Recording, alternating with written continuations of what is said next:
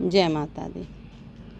गर्मियों में काफ़ी चीज़ें ऐसी हैं, काफ़ी वेजिटेबल्स ऐसी हैं जो सर्दियों में तो लगाई जाती हैं, गर्मियों में भी लगाई जाती हैं और काफ़ी मात्रा में हमें उनमें फ्रूटिंग भी मिलती है।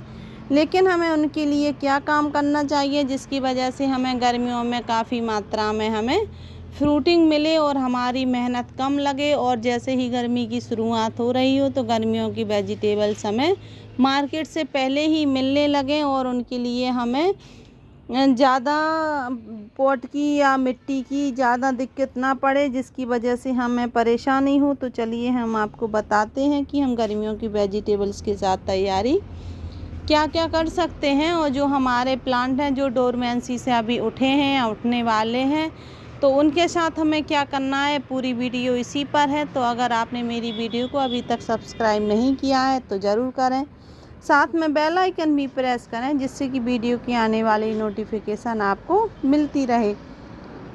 सबसे पहले हम शुरुआत से ही करेंगे, जैसे कि आप अगर नए गार्डनर हैं या फिर आपने अभी शुरुआत की है गार्डनिंग की और आपको पूरी जानकारी अच्छे से नहीं है कि हम क्या करें जिसकी वजह से हमें काफ़ी मात्रा में फ्रूटिंग मिले, वेजिटेबल्स और फ्रूट में भी, तो दोनों के लिए है वीडियो। तो चलिए स्टार्ट करते हैं। तो सबसे पहले हमारा काम क्या रहेगा, हमारा काम रहेगा मिट्टी सुखाने का। सबसे बड़ी बात तो होती है मिट्टी से ही शुरुआत की जाती है, क्योंकि कोई भी वेजिटेबल्स हम लगाते हैं तो उसमें मिट्टी का बहुत ज़्यादा महत्व होता है। अगर आपके पास मिट्टी, अगर आप किचन गार्डनिंग करते हैं या किचन कंपोस्ट बना कर रखते हैं तो बहुत अच्छी बात है, क्योंकि अगर किचन कंपोस्ट आपके पास है तो फिर आपको बाज़ार से कोई भी खाद की ज़रूरत नहीं पड़ने वाली है और ना ही आपको बाज़ार से खाद खरीदनी पड़ेगी। और ये अपने आप में एक बहुत अच्छी कंपोस्ट है, इसलिए आप किचन कंपोस्ट में ही इसका यूज कर सकते हैं। और जो हमारी अगली वीडियो आएगी तो उसमें हम आपको किचन कंपोस्ट बनाना भी बता देंगे कि अगर आप बिगनर हैं तो किचन कंपोस्ट कैसे बनाएं जिसकी वजह से उसमें कीड़े भी नहीं होते हैं। मेरी कंपोस्टिंग में कभी भी किसी प्रकार का कोई कीड़ा नहीं होता है, ना ही मुझे कोई परेशानी होती है। और हेल्थ तो आप देख ही सकते हैं मेरे प्लांट की, देखिए कितनी अच्छी है और भरपूर मात्रा में हमें फ्रूटिंग भी देते रहते हैं और वेजिटेबल्स भी देते रहते हैं, साथ में मिलती है हमें ढेर सारी फ्लावरिंग। अब हमें अगर शुरुआत करनी है तो आपके पास अगर किचन कंपोस्ट नहीं है, आप कहीं से बाहर से मिट्टी लेकर आए हैं तो आपको इस तरह से उसे धूप दिखा लेनी है और करीब आपको 80% उसमें धूप दिखानी है, जिसकी वजह से अगर उस मिट्टी में किसी प्रकार की कोई भी बीमारी है तो वो आपके प्लांट में ना लग जाए। इसलिए धूप भी अच्छी निकल रही है अभी, तो हमें अपने प्लांट की मिट्टी के लिए ये पूरी आपको मिट्टी कम से कम 80% सुखानी पड़ेगी। 20% आप छोड़ सकते हैं ऐसे सुखाने के लिए। तो अभी धूप इतनी अच्छी है कि आप दिन भर की पूरी धूप में डाल देंगे तो 80% आपकी मिट्टी अच्छे से सूख जाएगी। जैसे कि आपने देखा है कि मेरे पास एक किचन कंपोस्ट है, इसलिए मैंने अपनी किचन कंपोस्ट को धूप में डाला है सूखने के लिए, जिससे कि हमारी किचन कंपोस्ट में भी अगर किसी प्रकार की कोई फंगस आ गई है तो हमारे प्लांट में नहीं हो। तो ये वीडियो उन दोनों के लिए है जिनके पास किचन कंपोस्ट है और जो नई मिट्टी लेके आए हैं, दोनों के लिए साथ ही बताया जाएगा इसका वीडियो में। तो हमने अपने जो गार्डन में है हमने किचन कंपोस्ट सुखा कर डाली है, और आप के पास अगर मिट्टी है तो आप मिट्टी को इस तरह से पूरे दिन की धूप दिखा लीजिए, ऐसे उलट पलट दीजिए दिन में 1 या 2 बार, जिसकी वजह से ऊपर नीचे से अच्छे से इसकी फंगस ख़त्म हो जाए। दूसरा हमारा काम क्या है, जब आप मिट्टी सुखा लें अच्छे से तो फिर उसमें कंपोस्टिंग मिलानी है आपको।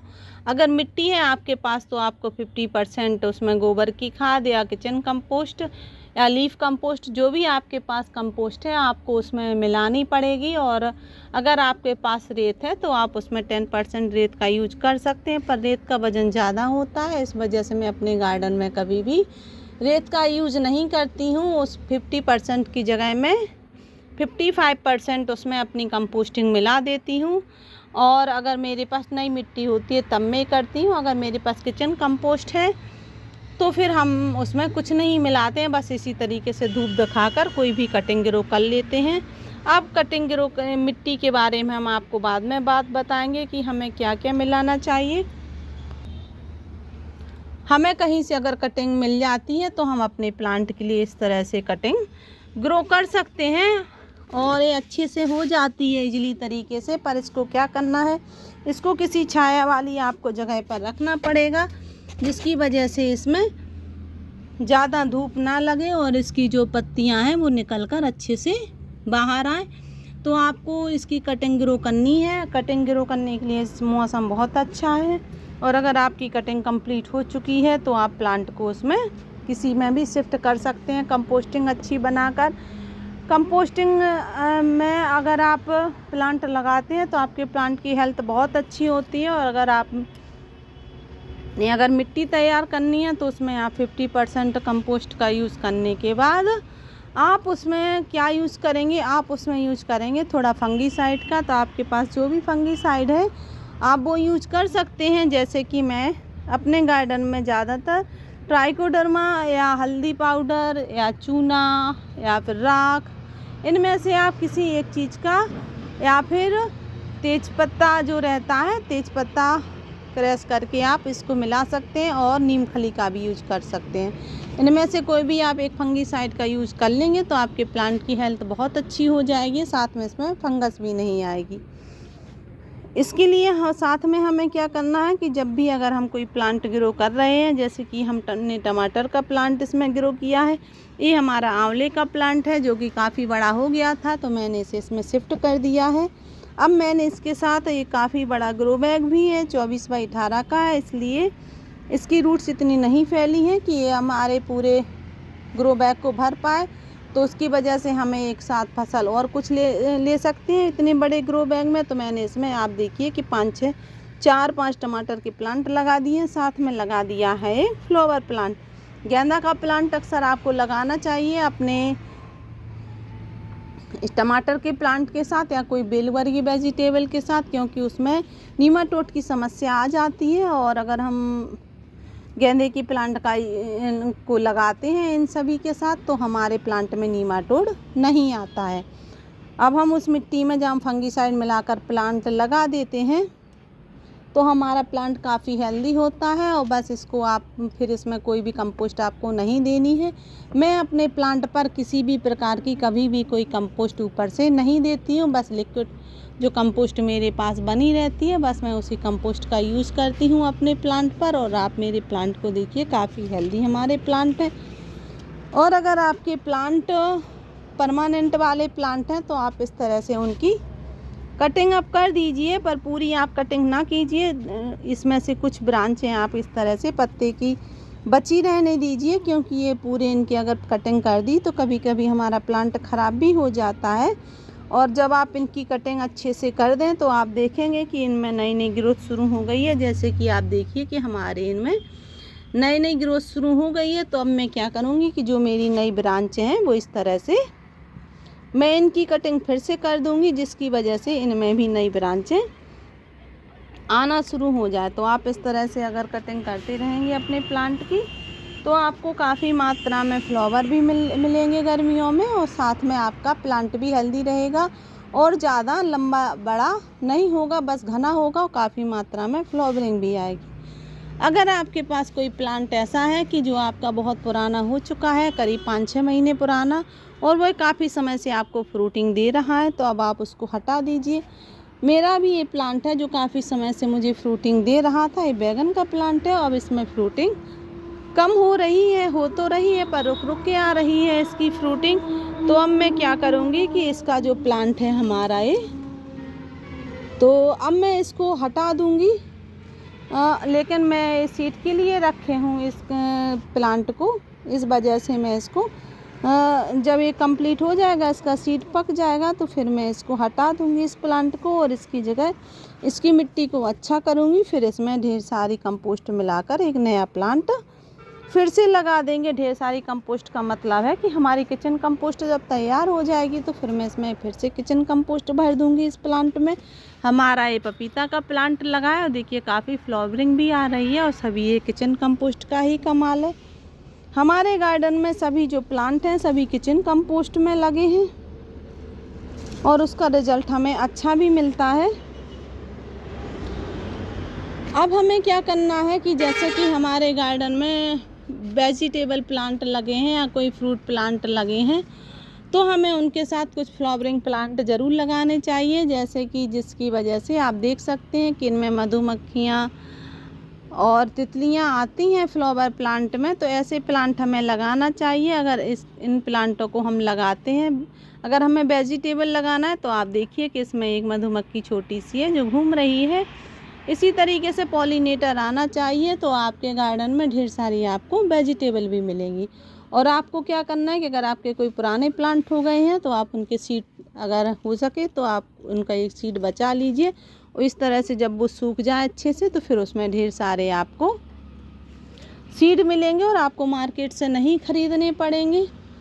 अगर आपका कोई प्लांट ऐसा है जो डोरमेंसी से उठा है, अभी डोरमेंसी का मतलब होता है कि इसकी पूरी पत्तियां झड़ गई थी, नई ग्रोथ शुरू हो गई है। अगर इस तरह से आपका कोई प्लांट है, परमानेंट वाला प्लांट या फिर कोई फ्रूटिंग प्लांट या फ्लावरिंग प्लांट, तो आप उसकी क्या करें, आप उसकी कटिंग कर दीजिए। कटिंग करने से क्या होगा कि वो अच्छे शेप में आ जाएगा और आपको काफ़ी मात्रा में वो फ्रूटिंग भी देगा और साथ में उसके साथ नई नई ब्रांचें आएंगी। मेरा चीकू का प्लांट है, इसकी हम कटिंग कभी नहीं करते हैं, क्योंकि क्या है कि चीकू अपने आप में देखिए नई नई ब्रांचें खुद ही लेके आता है और इसकी कटिंग कम ही की जाती है। चीकू की ये खुद ही घना होता रहता है और ये डोरमेंसी में भी नहीं जाता है सर्दियों में, इस वजह से मैंने इसकी कटिंग नहीं की है। और अमरूद हमारा फ्रूटिंग दे रहा है, इस वजह से इसकी कटिंग तो होनी ही नहीं है। पर मैं जो भी हमारे प्लांट हैं ऐसे जिनकी कटिंग ज़रूरी है तो फिर मैं उनकी कटिंग कर देती हूँ